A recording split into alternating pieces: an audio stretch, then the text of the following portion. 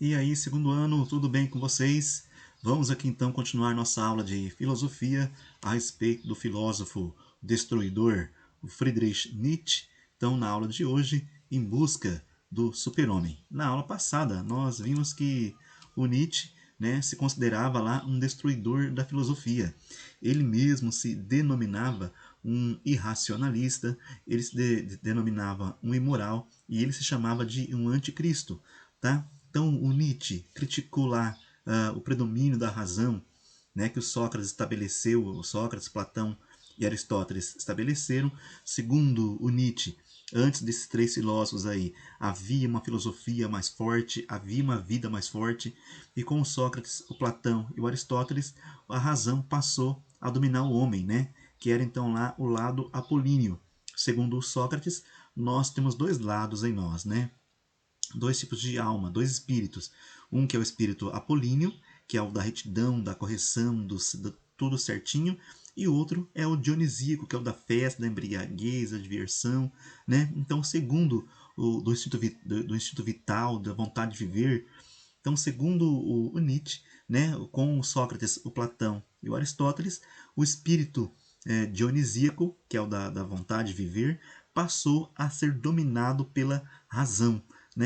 O Nietzsche também criticou os valores do mundo ocidental, que é baseado na religião judaica e na religião cristã, e para ele, então, a razão e a religião prendia os instintos vitais e impedia que o homem vivesse uma vida plena.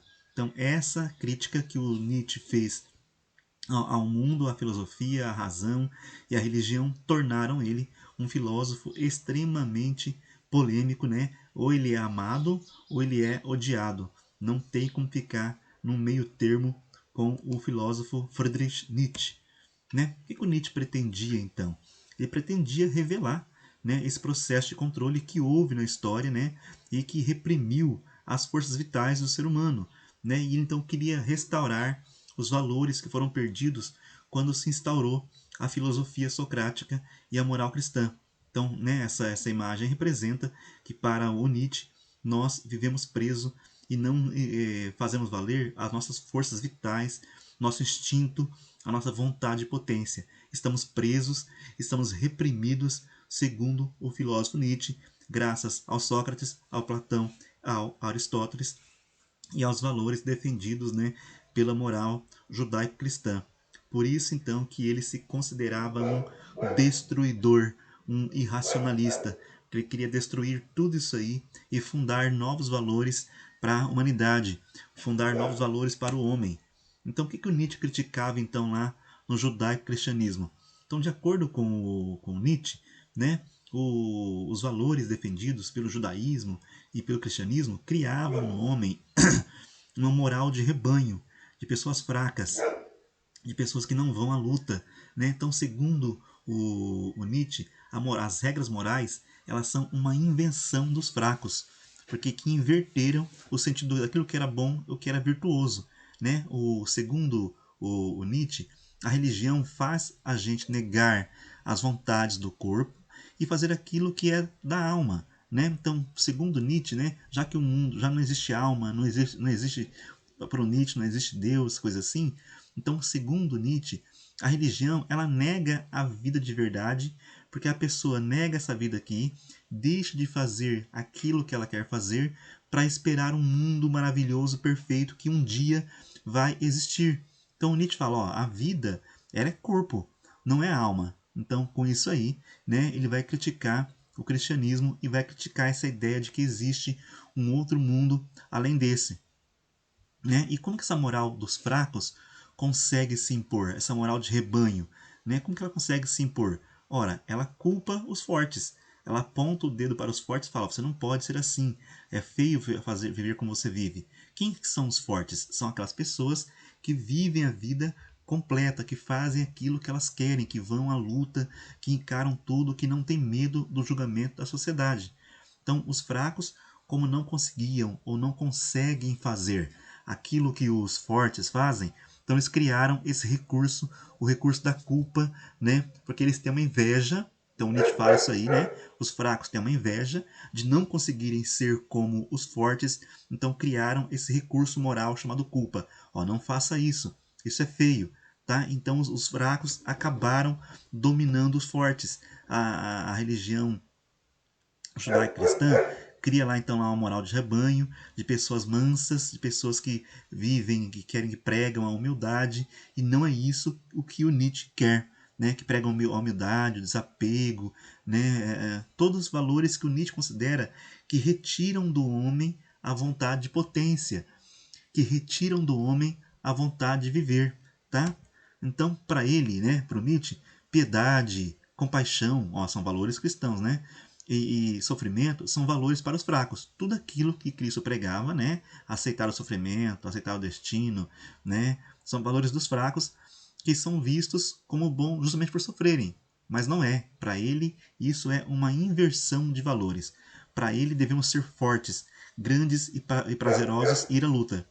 O Nietzsche fala o seguinte, ó, eu desejo aos meus amigos sofrimento, mas ele deseja isso como forma de você encarar a vida, porque segundo ele, o sofrimento vai te fazer sair mais forte dele depois.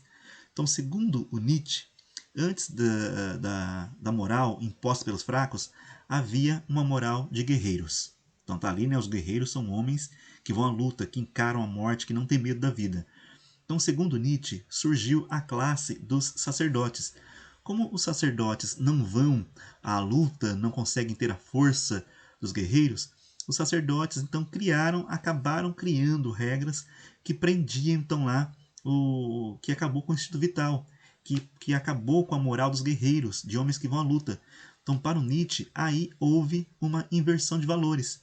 É aí então que o Nietzsche diz que temos que ser fortes, grandes e prazerosos, e ir à luta e encarar a vida e fazer aquilo o que os nossos instintos vitais digam que nós temos que fazer.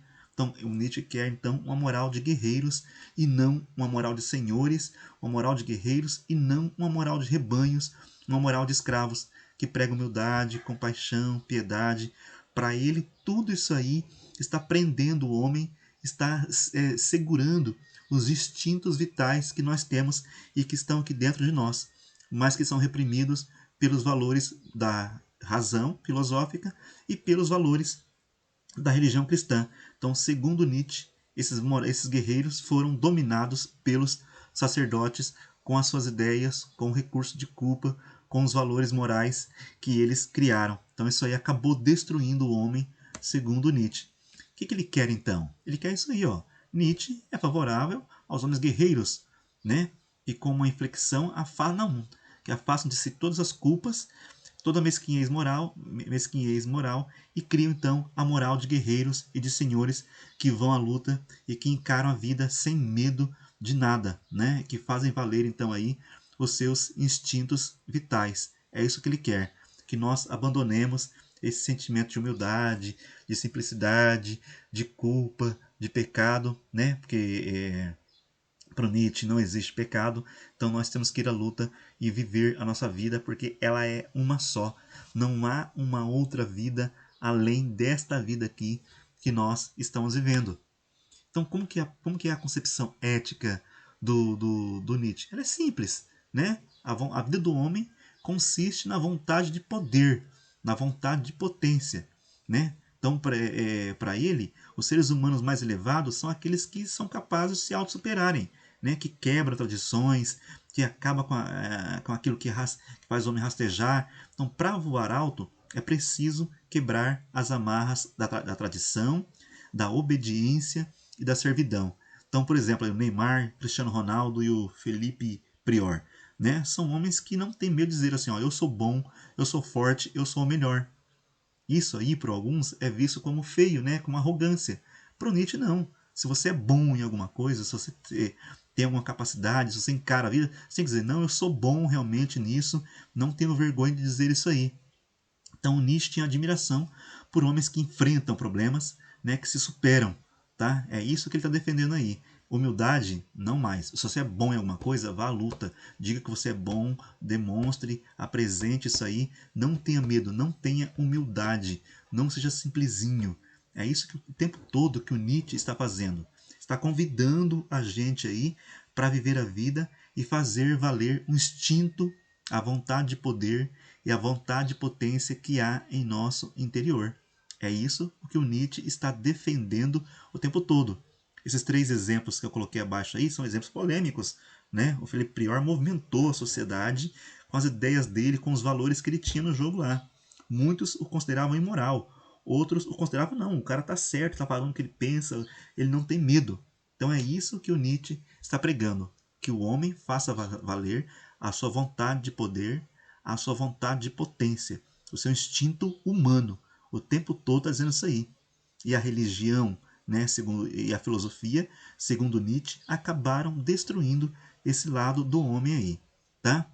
Então, continuando aí. Então, como é que a gente vai fundar e recuperar aqueles valores da moral de guerreiros? Então, primeiro lá, né? Segundo Nietzsche, Deus está morto. Se Deus está morto, então não tem pecado, não tem valores morais. A tradição, tudo aquilo que fundou o homem lá, né? Após o judaísmo e o cristianismo morreram com o homem.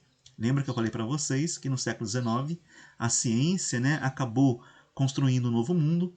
Então isso significava que o mundo não era mais encantado por um poder, por uma magia, né?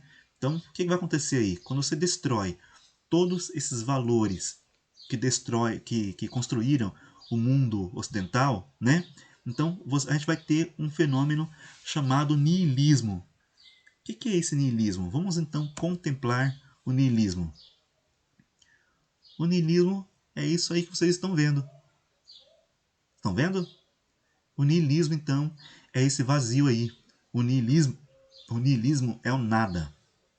O niilismo é, então, uma descrença em qualquer fundamentação para a nossa vida. Não existe a nossa vida, segundo Nietzsche, não tem sentido, não há valores que nos guiam, não adianta procurar em nenhum lugar.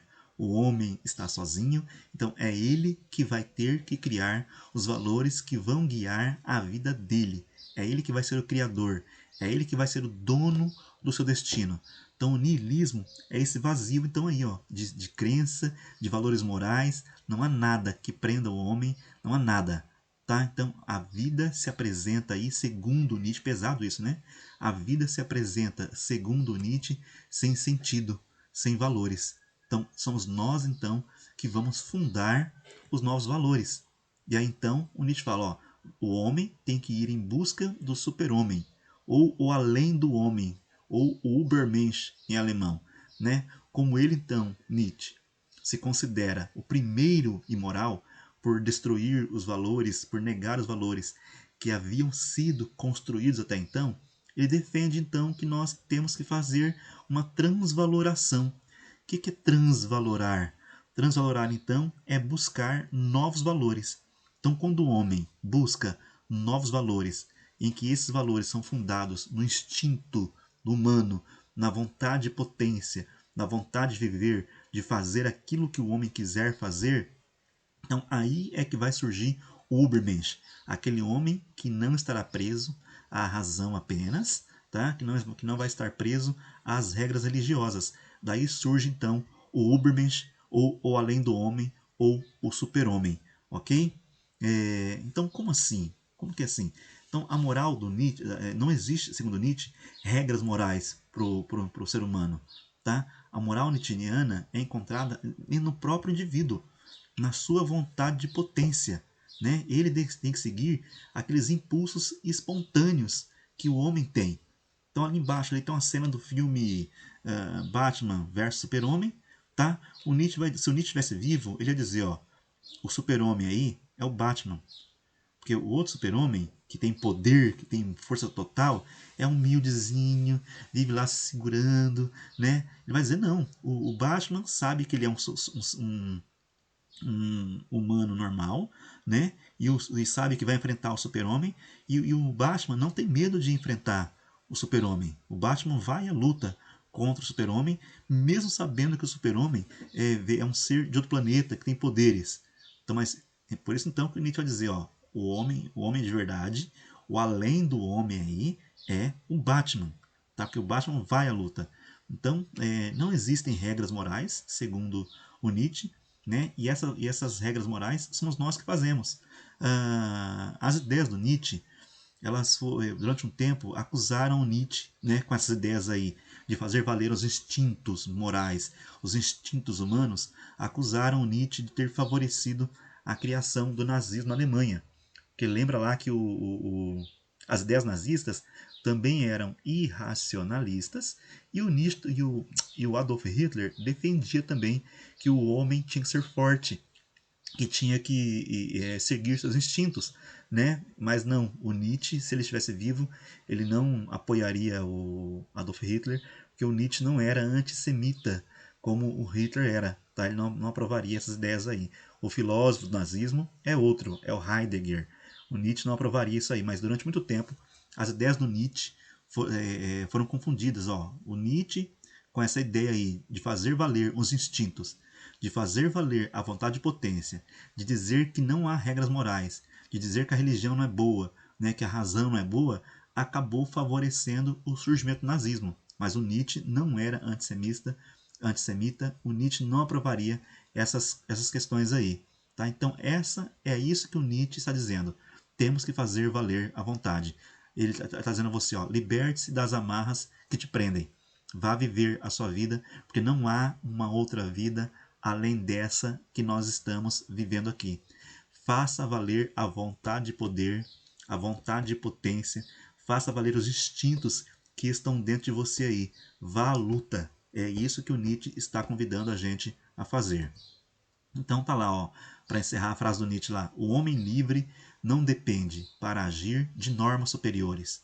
O centro da moralidade está no seu querer.